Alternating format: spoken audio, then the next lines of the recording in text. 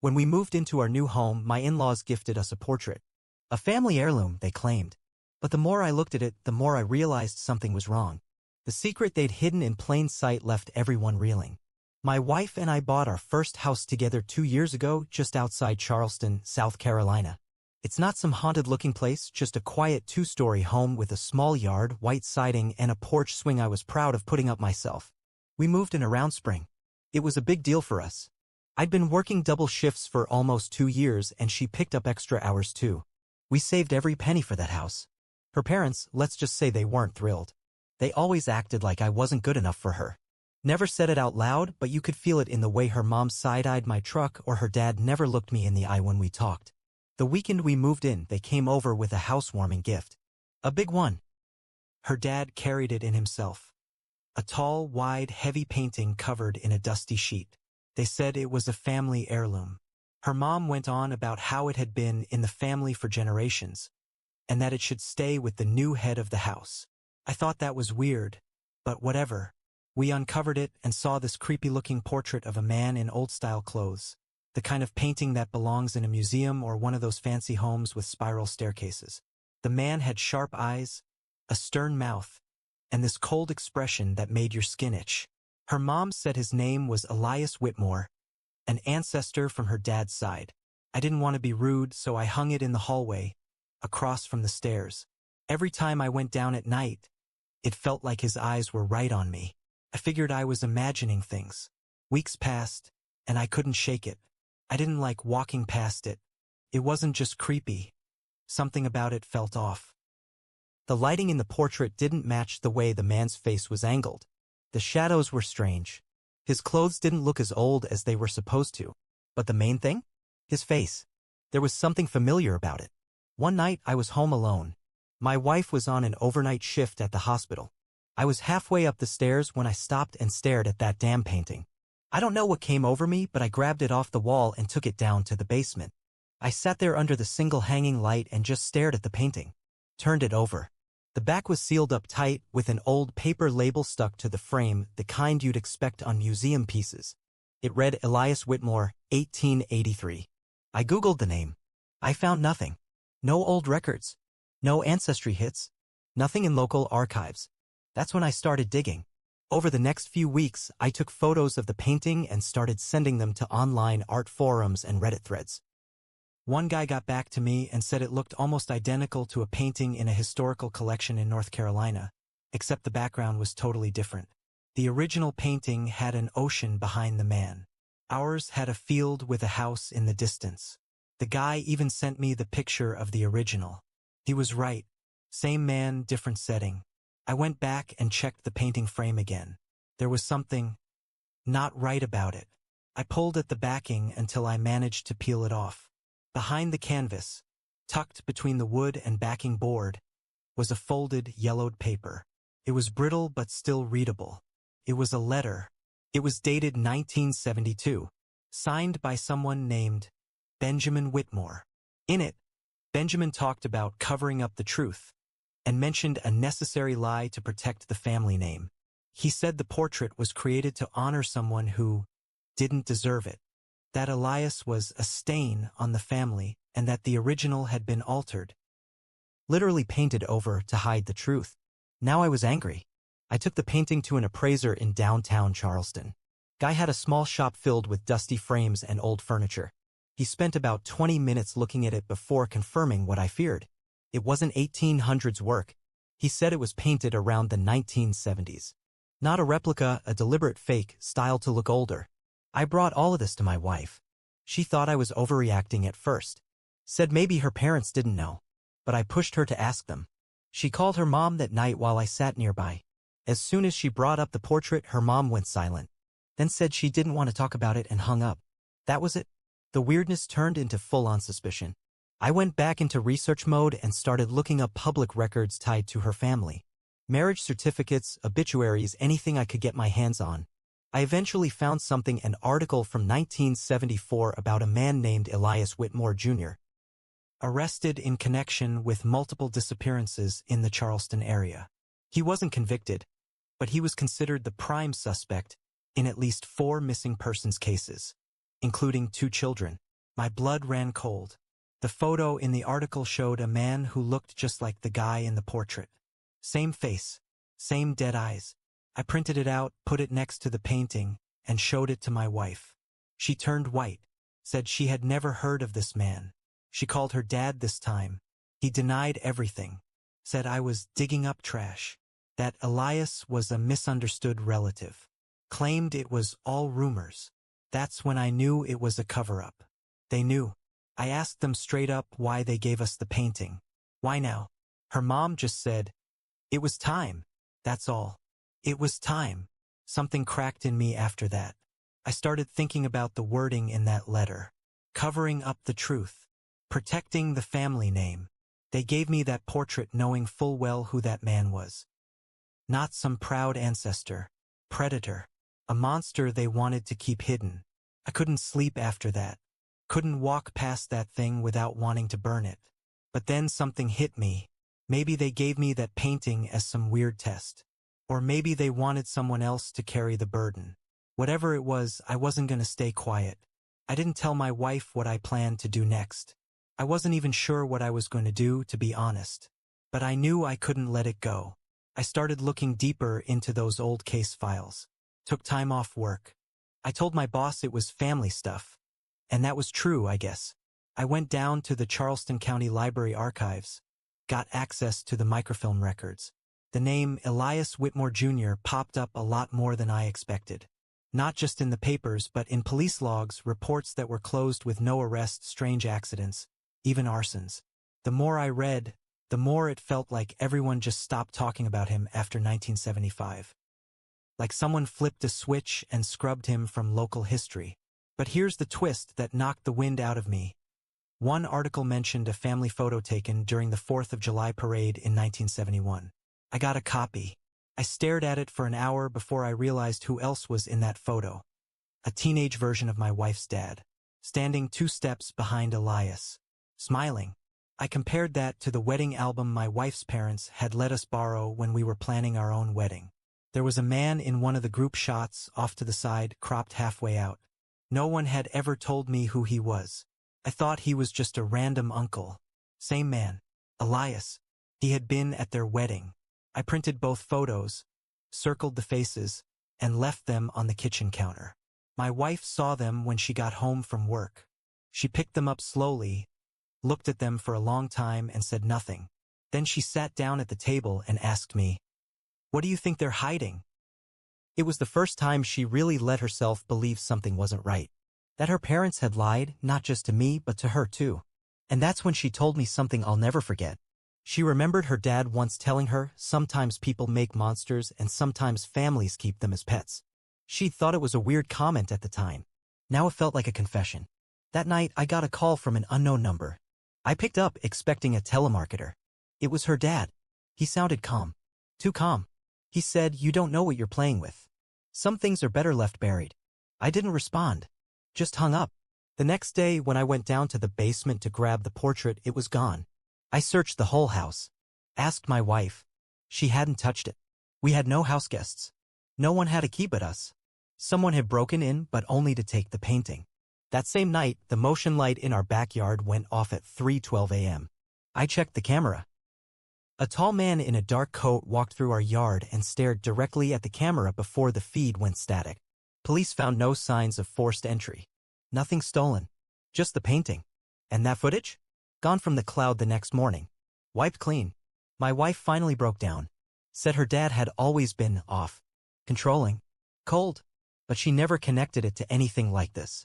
She admitted something else, too. When she was young, maybe 6 or 7, she remembered waking up one night and seeing a man in the hallway just standing and watching her. She always assumed it was her imagination. Now she wasn't sure. We moved the next week, put the house up for sale and left half our stuff behind. But it didn't stop there. The day after we moved into the apartment, a letter came in the mail. No return address.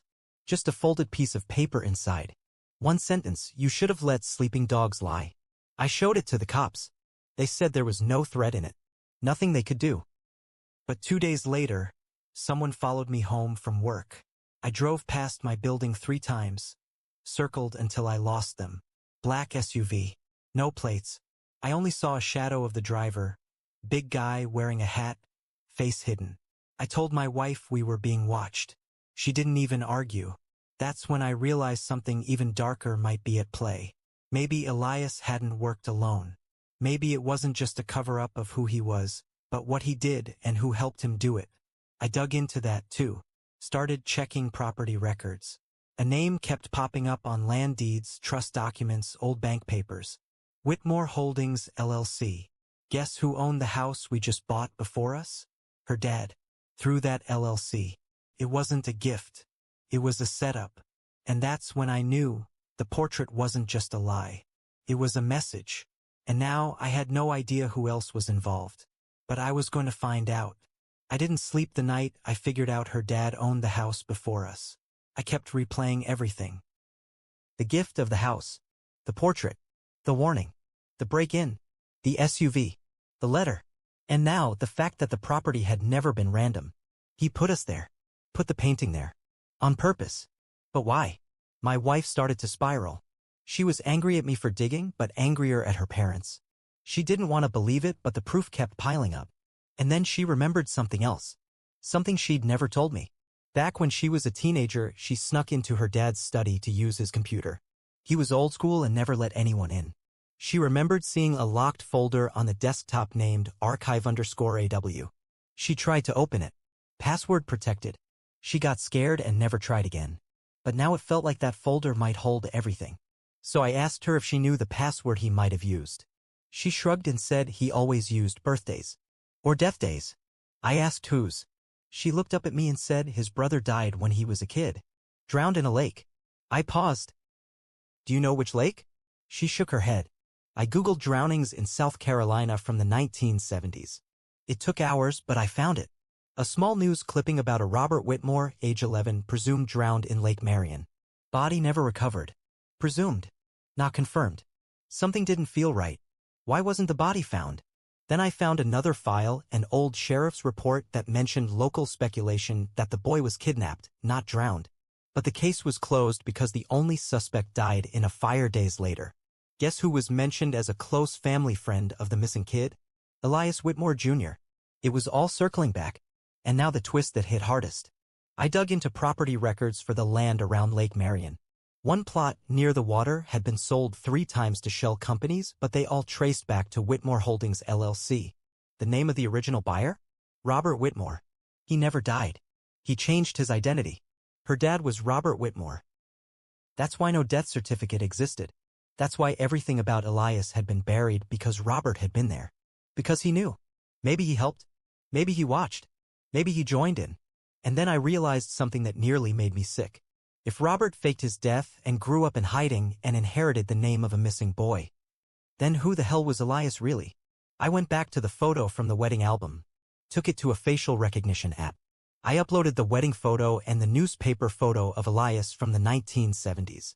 They didn't match. Different people. Same name. The man in the portrait wasn't Elias at all. He was the real Robert Whitmore. And the man we thought was Robert, my wife's father, was Elias. He took his brother's identity. He took his name, his life, maybe even his property. The one labeled a monster in the letter? It wasn't about Elias. It was about Robert, the portrait subject. That letter was Elias trying to cover his tracks. Blaming everything on his brother, then assuming his identity after the supposed drowning.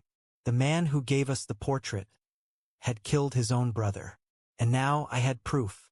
But I also had a massive problem. If I exposed this, if I went public, what would happen to my wife? Her entire life had been a lie. Her last name was a lie. Her identity, her childhood, all of it rooted in a cover-up tied to a murder, maybe more. And worse, someone still wanted it buried. Because right then, as I stood holding both photos, trying to decide what to do, there was a knock at the door. Not a hard knock. Not aggressive. Just a quiet, slow knock, 3 soft taps. And when I opened it, no one was there. But on the doormat was a framed photo. Same size as the portrait. It was a copy of our wedding photo. Only this time, someone had drawn a red X across my face. After the photo with the red X showed up, I knew it was war. I didn't call the police this time. I knew they wouldn't do anything. There was no evidence. No fingerprints. Just silence. But I couldn't sit around waiting for the next message, the next scare tactic. So I did something I probably shouldn't have. I broke into my father-in-law's house. It was empty. I made sure he and my mother-in-law were out of town. They were visiting her cousin in Georgia. I had 2 hours, maybe 3, before someone would check in. I went straight to his office. Same desk my wife had seen as a kid. Same old computer. I brought a USB stick and a small camera with me. I booted it up, typed in the birth date from the drowning article, the one about Robert. Password worked. The folder opened. What I found still keeps me up at night. Dozens of documents. Newspaper scans. Photos. Names of families. School records. People who had vanished in the 70s and 80s. Every file was labeled with dates and notes, some in code, others written plainly. One folder was labeled Control. Inside were notes about shaping memory, rebuilding identity, eliminating risk. I scrolled until I saw a folder with my name. That's when I realized something I hadn't expected, something that knocked the air out of my chest. He'd been watching me for years. There were screenshots of my social media, copies of job applications, even notes from interviews I did 10 years ago. He knew where I lived before I met his daughter. He knew who I dated before her. Notes about my family's money problems, my dad's health issues. It was all there. I wasn't chosen by accident. He picked me. I was someone easy to control. Someone with no family nearby. Someone who'd be grateful for a house, a gift, a chance to feel like I belonged. The portrait wasn't just a symbol of family. It was a test. Could I keep the secret? Would I bury it like they did? I downloaded everything. I left the house exactly as I found it. But by the time I got home, my wife was gone. No note. No call. Her phone? Dead. I checked security footage. Someone had disabled it 5 minutes before the last alert. It had to be him. I called the cops. This time I had evidence. Real stuff. I sent the files to a journalist friend I knew from college who worked in Atlanta. He called back in a panic. Man, he said, do you realize what you just gave me? These people, they paid off cops, judges, therapists, social workers. There are names in here that are still in power. He told me to lay low. I couldn't. Not while my wife was missing. 3 days passed. No word. Then a package arrived. No return address. Inside was a burner phone. It lit up with one message, meet me where it began. Lake Marion. I knew it was him. I drove out there. Didn't tell anyone. Didn't bring a weapon. Just the phone and the USB drive. I found him standing on the dock. My wife was beside him. She looked pale, confused. Like she'd been crying for days. He turned around. Calm. Cold. You should have stopped, he said. You could have had a quiet life. I asked him what he did to her. He said, nothing. Yet. And that's when I made my choice. I took out the USB and tossed it into the lake. He looked shocked. For the first time ever. I said, it's backed up in 3 places. Try me. He stared at me, then turned to my wife. See? He's just like me. That rage. That instinct. It's in all of us. She didn't say anything. Then, slowly, she stepped back from him and pushed him. He stumbled, lost balance, fell into the lake. He didn't come back up. We waited. Nothing. And my wife whispered. He always said he couldn't swim. She never looked away from the water. Neither did I. The files went public a week later. My journalist friend published everything. The story hit national news. People were arrested. Judges stepped down. Families filed lawsuits. It tore open a part of Charleston no one wanted to face. As for us, we moved, changed our names. She took therapy seriously. So did I. But here's the part I'll never forget. I had a chance to stop early on. I saw the signs. I kept digging even when she begged me to leave it alone. I thought I was doing the right thing. But I dragged her into hell. We survived. But we're not the same. Sometimes justice comes at a cost. Sometimes revenge burns everyone in the room, even the one holding the match.